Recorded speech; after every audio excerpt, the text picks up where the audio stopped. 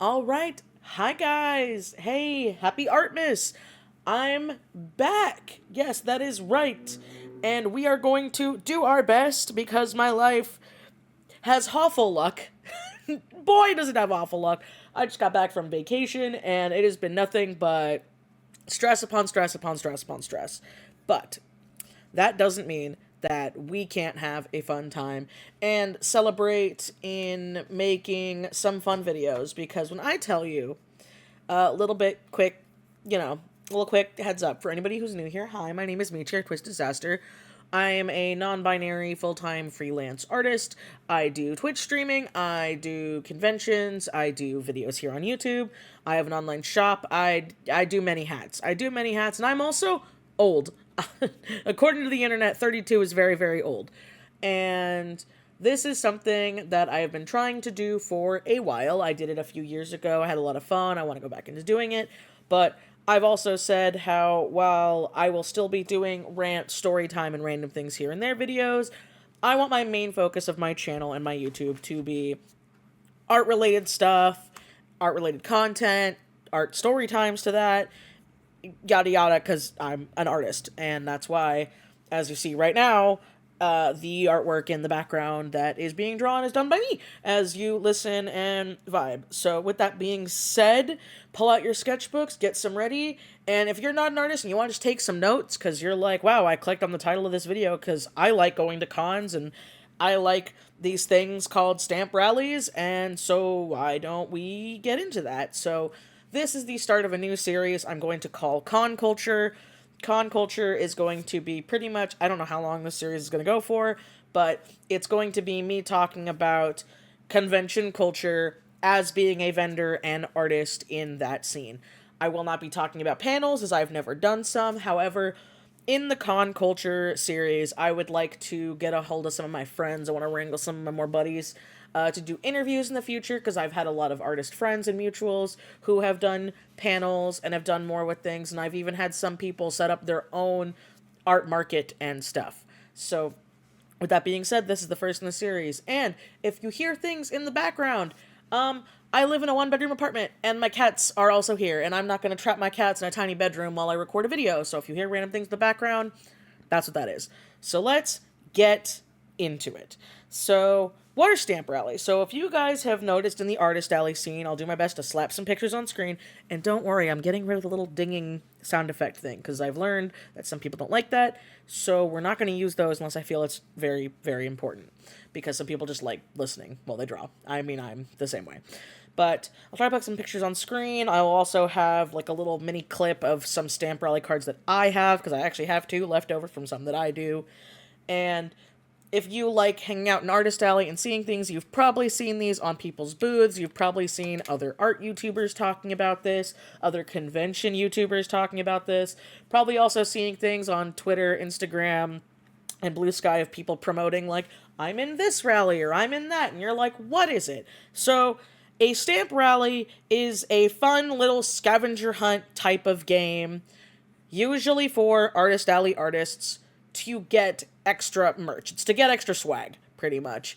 And most of the time, it is done with stickers. I am currently in a lot for Anime Los Angeles of 2025. That's my first con of 2025. So I'm going to be in a few of those. You're probably going to see some art in the background of rewards that I will have, if not in this series during Artmas, because deadlines are fun! Anyway, so yeah, I got my little paper ASMR here, so I can stay a little bit on track while I focus on things. But yeah, that's what those are. And the short answer, it's a fun game, and it helps artists. Alright, good. Remember to like, comment, and subscribe. Have a good time. I have Patreon, yada yada. Alright, you're still here? Let's get into it. So the long answer, cons suck. So there's no other good way to say this. Conventions suck. They hate artists, and they hate Artist Alley. That's a very bold statement, and you'd be like, Michi, what are you talking about? I'm getting into it. We're going to talk about it. So, the reason why I say this is I have done a lot of conventions this year in 2024. And during 2024, they have done a thing that's super cute and quirky and fun, and splitting up Artist Alley. Splitting it up. Sometimes, in cases of SakuraCon, putting them on an entirely different level of the convention center. I know my SakuraCon video didn't go live when I wanted it to, but it will be going live during Artmas. I've had it done. I just need to sit down and do the audio. So you're going to get that soon. With SakuraCon, I was put in the main Artist Alley. Many of us didn't know about this main Artist Alley thing, which is why I'm saying cons suck, is they often will not tell us. I have seen a few conventions in the past that will offer a cheaper table in a separate room. So it's like, oh, okay, here's Artist Alley and then Artist Alley B. That's most of the time recently not the case because they just don't care about us. Even though we're the reason and the vendors are the reason that most people go to conventions. Yes, people go to panels and meet and greets and stuff like that. A lot of people go to shop. Let's just bite the bullet, say what it is. They like to shop or be around other nerds and understand things and talk with artists and do things like that. That's kind of what they were made for. Community, nerds, and fun. So, with that being said, like I was explaining, they don't tell you. I knew so many people in the Artist Alley Discord, the big infamous one that everyone knows, where people were like, oh crap, I got put in the dungeon. Oh crap, I got put in the dungeon. At another con. Oh, where I'm at Artist Alley Site B and I'm at Artist Alley Site C. And it's like, why? And the simple reason is, well, the convention head wanted to make more money by selling more Artist Alley tables because Artist Alley are getting bigger and bigger, but prices for conventions are going up like the rest of everything in this world, because it sucks. Because they don't, what did I say? Conventions suck! That's right. So, like, they're fun, but when you're going through it as a business, ooh, is it rough. And before people are like, well, everyone's trying to make their money, yes, but when you're using it to belittle people just trying to make their small business work, I have little to no sympathy for you. But it's happened at SakuraCon, it's happened at Anime Pasadena, it even happens at smaller conventions, like small mom and pop ones, where sometimes they'll be like, oh yeah, here's the Artist Alley, here's the Vendors Hall, oh, but some of the Artist Alley is going to be in the Vendors Hall, so then people who are in the Vendors Hall are only staying in the Artist Alley and the Vendors Hall because they don't even know about the second Artist Alley, or vice versa. I was in a situation where when I did Sci-Fi Valley this year, and this did not happen last year, like, yes, it was split up, but it was organized better, so people knew about the split up better. Last year at Sci-Fi Valley in 2023, I loved Sci-Fi Valley. It was one of my best cons that I did. What ended up happening was they had the Artist Alley and I think it was like the voice actors or the panels on the same story of the convention center in Altoona. And under it was the big expo hall. That was where the vendors hall was. I think that was where like music and a cosplay contest was. Or I'm wrong, and the cosplay contest was on the second floor. Either way, they evened it out very well to where it was like, okay, it's evened out very well. People know that there's a thing here, they know there's a thing downstairs, and they were doing announcements, right? Right? Well, this year, they just had the Artist Alley on the top and then everything on the bottom, and I mean everything on the bottom level, to where people didn't even know we existed. It was probably, if not my worst, my second worst con this year, because people just didn't know the Artist Alley existed. I can't tell you how many people came upstairs and were like, oh, there's a whole second thing here. And I'm not blaming the people. I'm not. Because, and I say this to be very nice, and I don't say this to be cruel, but a lot of people are dumb. I'm sorry if you got offended by that. I am. But if you don't have clear signage, they're not going to know. They're not going to know. I can't tell. I am in the amount of times I could get drunk. I could get drunk at every convention I've ever worked at if I am in the Artist Alley at my Twisted Disaster booth, literally drawing a commission someone got that day, and someone will come to my booth and be like, did you draw this? Like, did you do this? This is you? While I'm by the Artist Alley sign, drawing a commission, working on my art, talking to people, explaining my process to somebody else, and any other artist that does conventions or has a small business can tell you the same thing. So that's why I say people are dumb. I'm not doing it to belittle people, is they need to be very blatantly informed, or else they're just not going to know. They're just not going to know. So that's why I say, not to be mean, but people are stupid.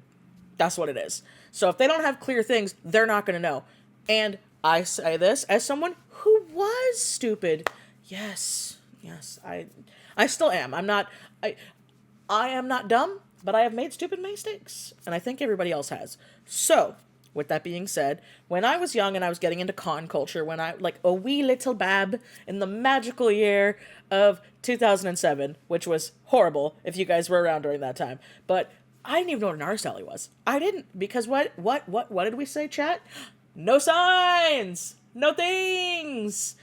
You had to know. So for the first 2 years that I aggressively went to conventions, never knew the artist alley existed. I didn't know about it. I never knew about it. It literally wasn't until 3 years. 3 years. Because it wasn't until 2010. It was 2010 when I first met my friend Anna, one of my besties. I'll put a picture of us on screen as our, VTubers, and I'll put her little Blue Sky, Twitter, yada yada, her stuff on there. I'm gonna call her Anna over her name because I've known her for well over 10 years, so she's one of my best friends. I'm not going to use her username when I know her name. And I remember it was 2010. It was the first time of me meeting her in person. I was like 17. I was 16 or 17 at the time. I can't remember. And so excited to meet her at Anime Expo. And we were hanging out. And I was so excited. And I got to meet her mom and her friends. And Cody got to meet her and her friends. And we got to do like this whole thing. And I remember she and her friend Carissa literally looked at me and was like, "Oh, we're going to the artist alley." And I was like, "The what?" "The what?" She's like, "The artist alley." That's literally how I knew about it. And that was in the vendor's hall. I just didn't know. I didn't know the difference. I didn't know what an artist alley was. I didn't know about what a small business was. I didn't know about what resellers were. I was a naive boppy. That's what I was. And I didn't know. So that's why I'm explaining it to you now. But what a lot of conventions have been doing, so I personally like it when the artist alleys with the vendor's hall because, again, say it again, people are stupid and people don't know. But when there are bigger conventions and bigger halls, sometimes you can't get around that. You can't do the mix. You can't have the vendor exhibitor with the artist alley. It's just not going to happen. But what grinds my gears is when they split it up, especially into multiple rooms without clear signage. We have seen this time and time again. If you've been in the culture, I've heard about Hobby Lobby Con where they put the artist alley like a block away and you could there was no handicap access to go to it for certain things. It sucks. There's no way around it. So why did I go on that long, weird tirade when we're talking about stamp rallies? That's what helps them. I kid you not, stamp rallies, I think, have been the single most helpful thing since more and more conventions have been doing this. Because they've made no instance of stopping this, of buying more offering more artist alley tables than they should, and splitting them up so the con heads could end up making more profit instead of having a strict cap. Because yes, while there are a lot of small businesses now and a lot more people are being self-employed and a lot more people are doing this stuff, it doesn't always mean the money's there. There are a lot of people who are doing their first time cons and doing their first time things here and there who are not doing well, sadly. It just, that's it. They're not able to break in, and it's oftentimes because of foot traffic. It's because of people not knowing. I know for a fact that a lot of conventions that I have been very successful at have been due to placement and stamp rally cards. We're going to be talking about the pros and cons of these, though, in a little bit, so stay tuned, because there are cons to stamp rallies and stamp rally culture. What's really cool is when I was in SoccerCon, right? I ended up joining a stamp rally that was about, it was original circus animals. I ended up making this cute little gothic bat clown person because I love clowns and I love goth things, who would have thought? But I remember when I joined this stamp rally that I was like, hey, my style's kind of creepy cute, and everybody else in this rally has got this pastel uwu-ness. Is that okay? And all the artists were like, oh yeah, that's chill, we don't care, just follow the rules. I'm like, okay. To where it was so funny, because at my table at SoccerCon, I would see people with their little stamp rally card, with their little thing that has the map on it, because they can see where to go. Look at it, look at me, and I'd be like, yeah, nope, I'm in that one. That you are in the right place. And then they were like, oh, okay. But I had a lot of people who, because of stamp rallies, We're like, oh, cool, you have like horror stuff. Or, oh, cool, you have like this niche video game thing I like. Or, oh, even though I don't like this, a friend of mine likes this and I really want to do the Stamp Rally prize. And so it's helped a lot. I have had so many people come up to me in just this past year being because of stamp rallies being like, I didn't even know there was a section of the artist alley here, or I wouldn't have normally gone down here. Like it proves in itself with the people who have been surprised and just openly said this and openly enjoyed buying things. Now, the most common prize for a stamp rally is stickers, but I have done bigger ones. I'm currently in a couple of big ones for ALA. In ALA, one that I'm doing for ALA 25 is I got into a Chainsaw Man one where we're doing like a big, like standee thing, like where each of our little guys is going to be a standee. So you're going to get like a full little standee mural thing that we all worked on. So that one's going to have a bit more of a higher price point to get a sticker and a stamp for that. Another one I'm in is the Tumblr Sexy Man one. And yes, you heard that right, but I'm in that with friends. And that one, we're going to be doing like a raffle prize where each of us artists are pitching in to get a charm made. So that way the charms will be like, you'll have like a 1 in like 4, I think, or 5 chance of getting one of our Tumblr Sexy Men charms that's in there. And then everybody's going to have a sticker on top of that. But the most common one is stickers, because stickers are easy to mass produce, they're easy to do, they're cheap, and then that way we can usually keep our requirements for the stamp rally and stamp cards to be like small. Usually what I do, if it's not a big stamp rally, is have a like purchase something. Purchase or tip. I don't really do tip that much anymore unless I'm in a stamp rally that is fandom based and something happens where I run out of time to do it. The reason why I say that is because that has happened to a friend of mine and myself. We ended up having an issue with some merch that was supposed to come, didn't come. So we were both in stamp rallies for a specific fandom when we didn't have anything to sell, and there were people who very clearly wanted stuff like that to happen. So in those cases, it's usually tip or purchase. Now, before people jump down my throat, no, not all of them are usually pay to play. That's not how it usually goes. However, if you are at a convention, yes, because we are paying money to be here, we are paying money to make money here, we are making money to pay our bills, most of them are going to be tip or purchase, or a minimum purchase of something. That's just kind of how it works. However, many cup sleeves I have done, and many one-day events, and many, like art markets. I've joined cup sleeves and I've joined stamp rallies where it's free. It's free. You just have to do like a thing.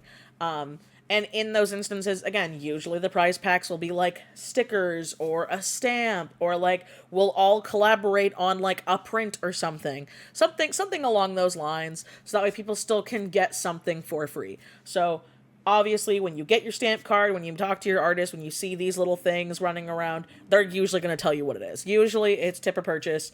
Some are different. It all depends on who's hosting and who's in it, and things like that. And the most important thing is no one needs to do it. I've had some people be like, oh, but I don't want to buy from every single artist to get a cluster of stickers. Then don't. No one's making you. That's kind of what it comes down to. No one is holding your hand and being like, you have to purchase from these people, you have to get these stamps and these stickers, and you have to... No one's doing that.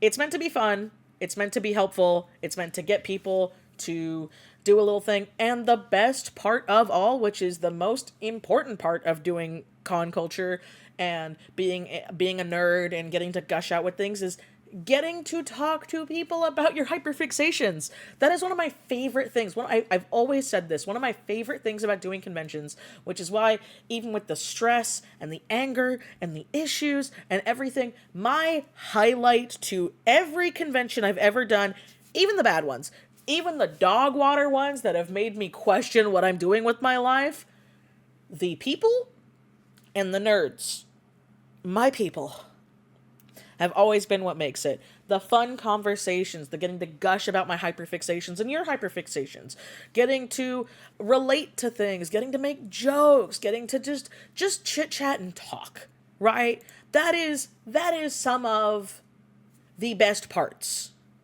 of con culture. of doing this, of being in stamp rallies. Oh, you see me doing a Dungeon Meshi stamp rally? Well, hey, we can talk about the bread meme. You know what I mean? Oh, you're in a horror stamp rally? Come on, let's talk about how Ghostface is overrated. Let's go. I don't care if my friends are gonna snap at me for that. I don't care. I don't think he's the best slasher. I think he's overrated. But things like that. Oh, we want to talk about a game we really like? Let's talk about this level or this boss or what this thing meant or how it did. It's the best part. Is that.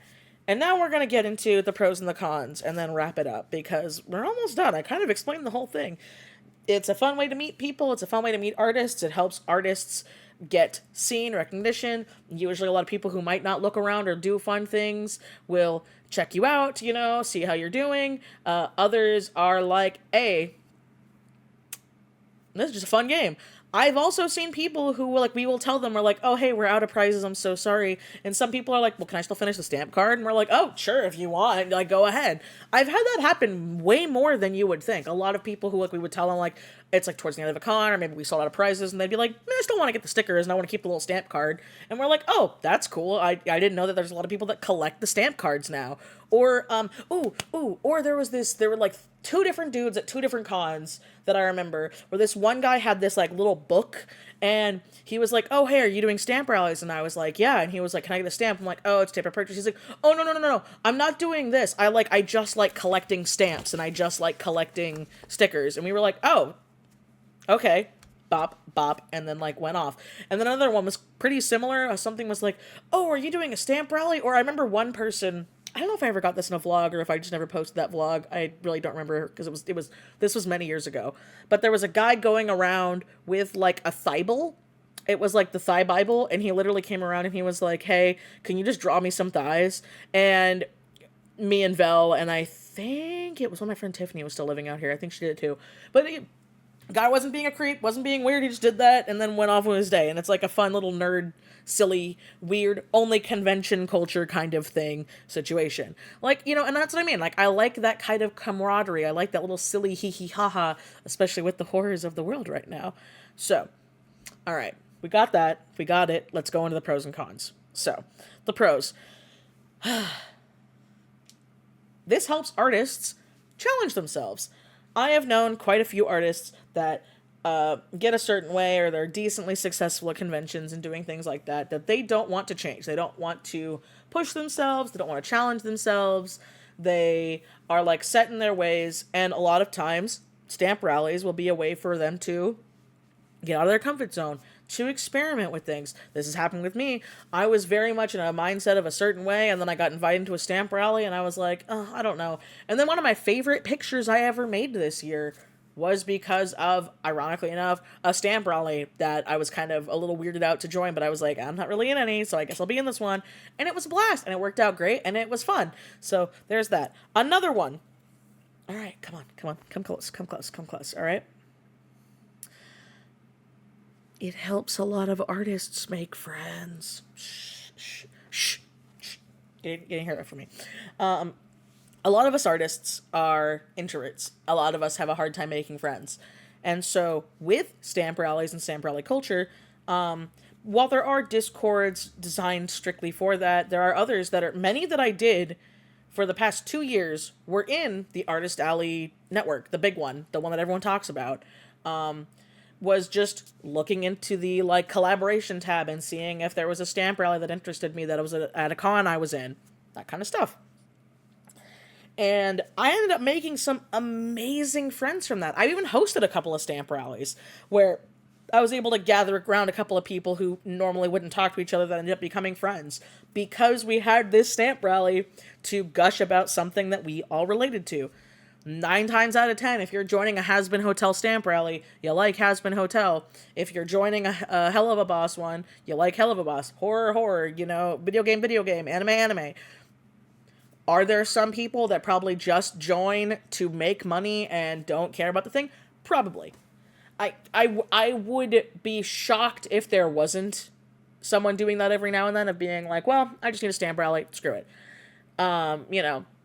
That's always possible. But you usually will end up either, like, getting to know people, getting to hang out, getting to make friends, figuring out things. I ended up getting into, I kid you not, I ended up getting into a lot of the cup sleeves I've gotten into from stamp rallies. I've worked with people who were at other cons who, like, hit me up. They're like, hey, we're doing this IDV stamp rally cup sleeve. Oh, hey, we're doing a Twisted Wonderland, stamp rally cup sleeve at, like, this random boba shop.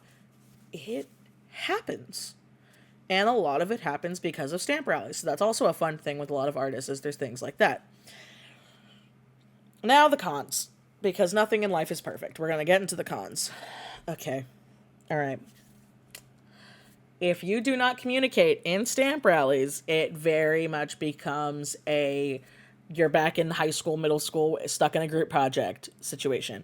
This has not happened a lot, but it has happened to me twice, where I have been in 2 different stamp rallies with none of the same people, where there was a person which I will give a pass to the fact that I was technically in a stamp rally, but I had to message the stamp rally that I couldn't be at that show. And then obviously I didn't make any money, and I already put in my money for the sticker reward. So they were fine there. They were like, okay, cool. We're going to just do that. Right. I'm not talking about that kind of thing. Or if, like, your stuff didn't come in last minute, life happens. I'm talking about people who joined the thing, sent a whip, didn't finish it, didn't give the prize packs, didn't chip in for the stamp cards, because that's another big thing with stamp rallies, is most of the time, while a lot of us are self-funding our own rewards, we're usually also joining in a pool, so we all pay for the stamp rally cards, or we all pay for the ribbons, or we all pay for the big prizes or stuff like that, or we'll do a group order. We're like, yeah, we're paying for our thing, but then we'll pitch in this. That way, it's like, oh, everyone's only out, like $10 over everyone being out like $80, that kind of situation. But I have been in 2 groups where there have been 2 different people who were all about it, we're all good for it, we're yada, yada, yada, and then the time came of the con, the time came for them to turn their stuff, oh, I didn't get it done. I'm still in the stamp rally, though, right? And I can still do the money, and I can still do the purchase, and it's like, I didn't host those 2, I would have been more of a dick. I would have been like, okay, that sucks, but if you didn't do it, and you didn't get your stuff done, and you didn't contribute to the price of the stamp rally, the price of the ribbon, the price of this and that, no. We're just going to say that this person's not in it. Like, we'll cross you out of the stamp card. We'll be like, sorry, person didn't do it. Because why is it then fair that you are now making a profit off of a group project that you didn't contribute to? Makes no sense. We're all adults trying to make our small business work. Don't try to scam people. Again, if there was situations where you let people know and you let people understand, perhaps people were more chill. Like I said, in the situation that myself and my friend were in a while ago where our merch didn't come in, for the thing, we still had our prizes done. There was one rally that I could not get my prize done in time, and I backed out. Besides the one that I just mentioned where I couldn't go last minute because it was a cup sleeve, and I ended up, there was a situation I couldn't go. I always put in my money for my prize so that way people could have their thing. Okay? Now, this being said, sometimes also there might be more prizes than not. There have been times we've run out a couple of prizes, but I don't consider that the same thing. If everybody put in 50 of a thing, this is a lot, by the way. Usually if you do a small show, I would say shoot for like 15 to 20. I made that mistake this year at ALA when me and my friends did our OC stamp rally. We all put in way too much money for that one that didn't end up going. It was okay. We were like, we broke even, but we invested way more than we should have. But it's like, oh, okay, well, everybody's putting in 20 of a thing and you did 5. That's not really fair either. But sometimes that's life and that happens. But you know what? You did put in your prize. You did put in your prize. You did chip in for the stamp card. You did chip in for the stamps. You did do this and that. I will let that pass over the people that just want a free goat to have people go to their table, buy stuff for them while we're the ones footing the bill. Not fair, not fun, not cool. And while I have only had this happen twice, it is a possibility it can happen. You will also obviously have to deal with people being jerks. Like I said, I've had people be like, but I don't want to buy from this table. It's like, okay, then don't buy. You're just not going to finish the stamp rally then. Like, it hasn't happened as much, but I have had it happen a few times where there have been that one or two that's been like, I guess I'll buy something for somebody, and I'm like, cool, all right, great. You know, but again, like I said earlier, no one's holding you at gunpoint to buy a sticker or buy a charm from these artists or buy a print. That's not the case. It's a fun game that a lot of people get to play. Some people like doing it, like I said, like a scavenger hunt. Other people like doing it for the free swag. I have seen a lot of people also do it for gifts. Like, they'll buy themselves stuff at a con, and they'll do stamp rallies, and then give the stamp rally stuff away for gifts. I may or may not have also done that, teehee. Because I know a certain friend of mine really likes a thing, and I'll be like, all right, hey, I got so many stamps. I got so many stickers. You can have some of these. Go at it, you know? And I think that's fine, too. But yeah. So I hope that was helpful. I hope that was insightful. I hope that was a fun, silly hee hee ha ha, and you guys enjoyed spending your time with me today. But yeah, that's it for the first episode of Con Culture. Please let me know what you think down below. Like I said, I like doing rambly content like this, more homey stuff. I'm very excited for Artmas. I actually have way more things written out here, so I'm going to be probably filming a few more videos today, or at least doing the audio for them. But yeah, I love you guys, and I'll see you next time. Bye-bye.